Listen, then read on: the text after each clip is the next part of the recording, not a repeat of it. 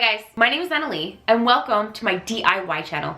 Today's video is loaded with a ton of DIY inspiration for you, so let's get right into the video. For this first project, I used some of the scrap wood that you can see. This was in our scrap pile. It was already cut down to this size. So I just used my chop saw and I cut off the two top corners to make it look like a tag. I cut out 3 of these and then I went ahead and I sanded each one of these down really good so that they'd have a really good finish. Using these little circle discs that you can get from Hobby Lobby, I ended up drilling a hole right in the middle of it and using some metallic gold paint, I went ahead and I got them painted gold.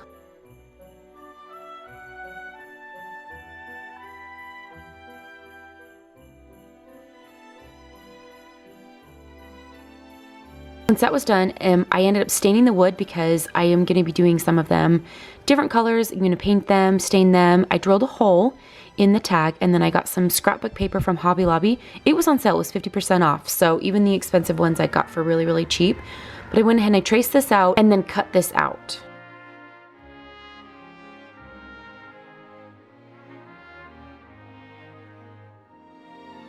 Using some wood glue, I went ahead and attached the paper to the board.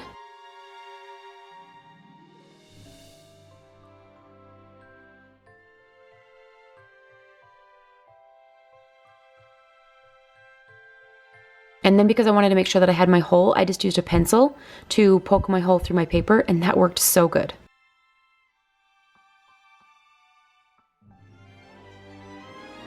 So then this one, I ended up painting it all white, and I still stained it on the bottom because I wanted it to have some of that when I distress it, because you're going to see that I'm going to sand it here in just a minute. I wanted the distressing to come through really good on these. I actually waited for this to dry because it definitely works better to sand it when it's dry, but I went ahead and I got that sanded. And then this third one, I am only doing part of the paper, so about 1/3, maybe a little bit more, up from the bottom, I am putting this paper on. So I get this glued on with some wood glue.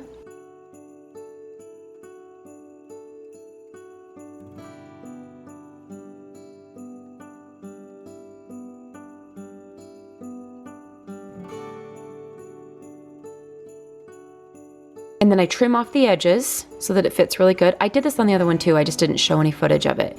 And then definitely sand the edges. Anytime you put paper onto wood, you're gonna wanna sand the edges because it just gives it the smoothest finish. So even if you're not distressing it, always sand it. And then to cover this seam, I went ahead and I just cut some ribbon that I got from the Dollar Tree and I just hot glued that in place to kind of make it look a little more cohesive. Using some wood glue and some hot glue, I glued these on around the holes so that it made them look a little bit more like oversized Christmas tags. And then to protect my paper, I made sure to put a layer of Mod Podge on there so that I could have that to cover and protect my paper. Then coming back to this white one that I painted, I used my Silhouette Design Studio to cut out this Merry Christmas decal. So I just purchased it from there and then I cut it out. And so it just simply says Merry Christmas, and I'm using this as a stencil so that, like I said, I can distress it. So I went ahead and I put this on, sponged this on, and then when I pulled off the vinyl, it could not have worked out better in my favor. The vinyl actually pulled up a lot of the paint when I took this off, and it made it look even more rustic. It was absolutely beautiful. Once that was done, then it was time for the embellishment. So I just used some of these picks from the Dollar Tree and I just cut them up and hot glued them into place. And here it is. I think this turned out so cute. This is one of my favorite projects for this video.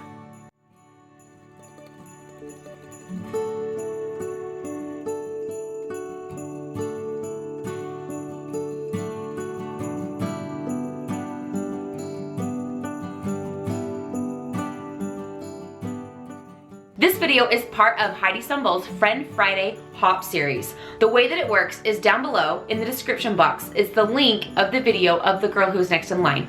Make sure you click that link and go check out that girl's video, and then in her description box she will also have a link down below, and so you will be able to go through each girl in the hop, which will end up full circle right back to my channel. So make sure that you go check everybody out. There is a giveaway on this channel and this giveaway is amazing. Also, we're doing a giveaway. We're giving away a Cricut Explore Air 2 with a bundle. It comes with a carrying case, some tools, some vinyl and mats, a whole bunch of good stuff. So make sure that you guys leave a comment down below. That is how you enter to the giveaway. So you leave a comment down below on my channel, and then you have to go around to each girl in the hop and make sure that you leave a comment on her channel down below as well. Each video is checked to see if you have left a comment on everybody's. So be sure to watch everybody, because it's just, you're gonna get tons of inspiration, and then it's also gonna give you the chance to win the giveaway. It's a win-win. Good luck, you guys. I hope you win, and let's get right back into the video. For this next project, we are using this piece of plywood, again, that you have seen me use in so many videos. This is just a regular cutting board that I have in my kitchen, and I wanted it to be kind of my pattern because I'm going to be making my own cutting board. I have seen so many DIYs that have used cutting boards, and I think they are so cute, but when I went and looked at my Dollar Tree, I didn't have any of these, and I haven't been anywhere else to go and look for them, so I was like, all right, I'll make one. So I traced out the body, and then I went ahead and free-handed the top part for the handle of the cutting board, which was really brave because I'm not an artist, and so freehanding anything is not typically a good idea. But it actually worked out. It's not perfect, but it worked out. So I got this all traced out, and then I used my jigsaw to cut this out. I just traced these lines really easily. This cut's super easy. I love my jigsaw because, as you can see, I can create almost any shape of anything that I want. So there's my handle. It didn't turn out too bad. Don't look too closely. And then I really spent a lot of time sanding this, like on the corners, on the sides, rounded it, really spent a lot of time making this look good and smooth. And then to protect the wood and also make it look good and give that farmhouse feel that I have for pretty much everything in my home, I went ahead and I gave this a coat of stain. This is the color Jacobian, and I went ahead and I stained the back of it as well, just to make sure that it kind of completed the look. Using my Silhouette Design Studio, going into the store, I went ahead and I purchased this decal. This is the song "Oh Holy Night," and it just goes all the way down, but I love that it's in the shape of a Christmas tree. You guys, I can't find my squeegee, so I just MacGyver it any chance that I can, and I was like, well, this will work, right? This will help me scrape this on, and see, it went fine. It went on. It worked out great. So, but this decal turned out so cute. I love that the wood is distressed on its own and that the stain kind of brings it out. It really looks like it's been used as a cutting board. And then this is some ribbon from the Dollar Tree. I went ahead and I just cut this up a little bit, trimmed a bunch of pieces off, dovetailed them, turned them into like some X's, just kind of winged it and made a bow.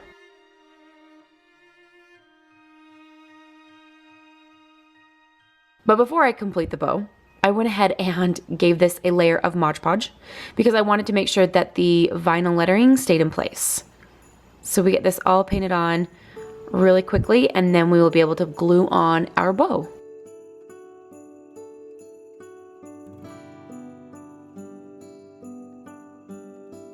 So here we are finishing our bow, getting this all ready to go. This right here, I went ahead and I just kind of made some loops, and each loop I made a little bit smaller so it kind of tapered.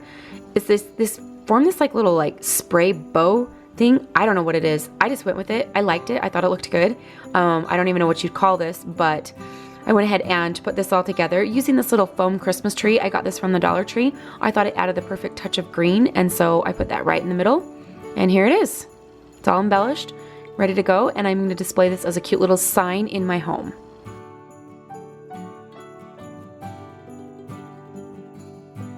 This piece of scrapbook paper is the inspiration that I used for these next projects. So I actually got this scrapbook paper from a store in Utah called The Wood Connection. I will have their website linked down below for you guys, but I went ahead and I got some more of this scrap wood, and I just measured it out into a 4x6 size pattern.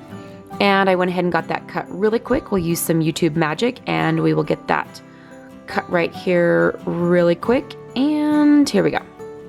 Done. And then we made sure to sand it, of course, because we want to make sure that everything looks good and it's smooth. It just does so much better with staining and painting if you sand your projects. So I got them stained using the color Jacobian, and then in the tops of these, I went ahead and I drilled a pretty large hole. I got some finials from Hobby Lobby to go in the tops of these, and I will get those stained, but those were the size that I used to gauge how big of a hole I needed to drill. So then it was time to get this paper cut up because we're going to be putting this paper onto each one of these boards. We're almost making like a 3D postcard sign with some embellishment. I don't know what you really call these, but they're really cute. So using some wood glue, I went ahead and I got the scrapbook paper glued on. Some of the scrapbook paper was a little bit big. I kind of made some of them a little bit smaller. I just cut it down to size and it totally worked out just fine.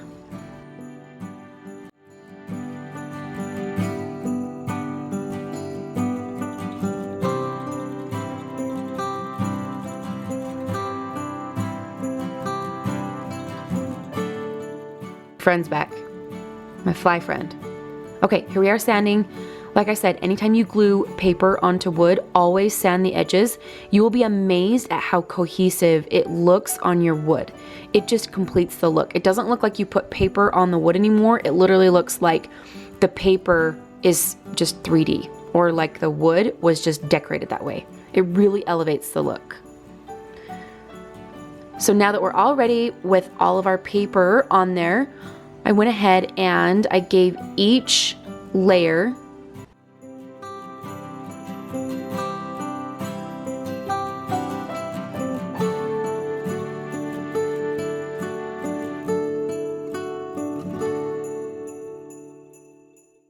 Once that was all done, I went ahead and I put some Mod Podge on each one of these to give it a little bit of texture and to help seal the paper. Plus it just gave it a shiny look. It just looks better. Mod Podge makes everything look better, right? So now we're gonna get those finials glued in. And I love that this adds, it makes it a little bit more of a sign. So these are gonna be so cute up on like your shelf, up on your floating shelves, in your kitchen, in like a 3-tiered tray. These are really cute and very versatile, and there's a whole bunch of them. So once we get the finials glued in, then it's time to get them embellished like you can see here. So I used some of this really cute twine. It's not called twine, it's garland from the Dollar Tree. And so I wrapped this around some, and I tried to make each one different. I didn't really follow a pattern. Some get some jute twine, some get that garland, and some get some ribbon. And just mix and match. This one I even wrapped some jute twine around the top of it just to give it a little bit more texture and dimension. These are all done. And this is it. Here they are all together. And I just think that this elevates any look for your shelves in your home. It's just such a cute farmhouse look. And there's so many of them. Like I said, you can put these anywhere in your home. Using one of these boards that you can get from Arteza. These are one of my favorite boards. I will have these linked down below for you guys if you're interested in them. They are so versatile, and I will be using them pretty much throughout all of my holiday decor and my yearly decor for that matter. But I went ahead and I just used some regular paint in, it's either Apple Barrel or I can't remember the brand, but I just went ahead and I got this painted white. And I didn't worry about painting the middle because you can see that we're putting some scrapbook paper down. So more scrapbook paper from Hobby Lobby, on sale of course. And I went ahead and I just measured this down. I measured this so that I could get this cut down to size. And then using some wood glue, I was able to get this middle piece glued down into the center of this board.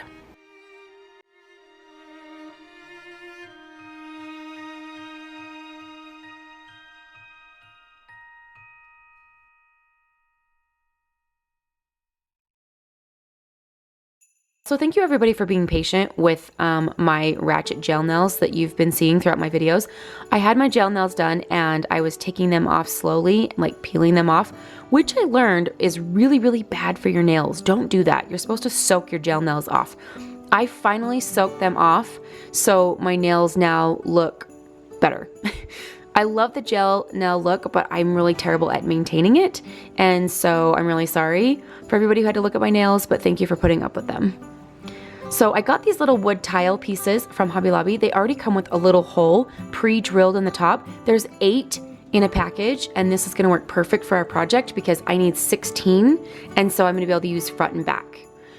And then using my cutting machine, I went ahead and I cut out this little sign right here. This says days until Christmas because this is gonna be a little Christmas countdown sign for my kids to change the numbers. They're gonna love doing this.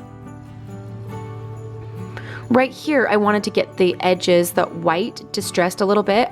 And so since I've got red in the middle, I wanted to distress with some red and some brown. So using some Arteza paint, I just went ahead and I mixed some red and brown together. And then I just dry brushed this on and it really made it look a lot better. It just kind of toned down that bright white. So then also I cut out in some vinyl, just a bunch of numbers so that I can put these on, and then I went ahead and I put one number on each one of these tags. This is a little tricky because you want to make sure that you have enough to do 25 days worth. So you're going to use 2 of these at a time. So you want to make sure that you have like 2 1s and 2 2s. So you can do like 11 and 22. And then you also want to be able to reverse it so that you can do like your numbers in the 20s, your numbers in the teens, and then your single digits. And so you can see that I have 2 1s and 2 2s, but pretty much everything else was able to just be single. And then I just used the back side. Just make sure that you're not putting a 1 and a 1 on the same card tag. Just make sure that you're separating them. I hope that makes sense. And then using some of this baker's twine, I got this from Hobby Lobby for 50% off. It was like $4, so I think I got it for like $2. I went ahead and I cut these little loops that you can see right here, and then here you can see how I'm going to tie these on. So I used this little skewer to push the string through those tiny little holes because there was no other way I was going to get those through. I pulled that through, and then you can see I reached around, so I opened that up, reached around, pulled the knot through the loop right here, and then pulled it up, and it tightened the string down, and it gave it this perfect little tie onto these tags, which is going to be great for hanging it. It's going to lay really, really flat and look really cute. Then just using some little nails that you can hang up signs with, and my MacGyver hammer. I hope you guys know who MacGyver is, right? If you don't, if you guys know who MacGyver is, leave a comment down below because I MacGyver a lot of things. And here we go. This is, then I just hung, and then I just get them hung up on the nail, and I needed some embellishment on the top, of course. So using some more ribbon from the Dollar Tree, I went ahead and I cut 3 pieces and I tapered them down so that each one was smaller than the first. And then we go ahead and we get these dovetailed, ready to go.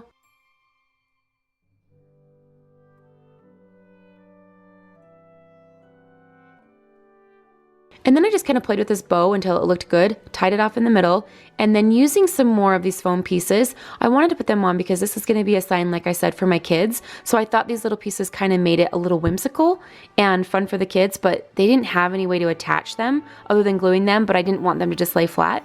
So I just cut some of the wire from some old floral picks that I had used, stuck the foam in there, and then glued them in around the pine cone. And then I just glued them in just like this. I think this turned out as such a cute little sign, and my kids are definitely gonna have so much fun flipping these numbers over throughout this Christmas season as they count down the days until Christmas.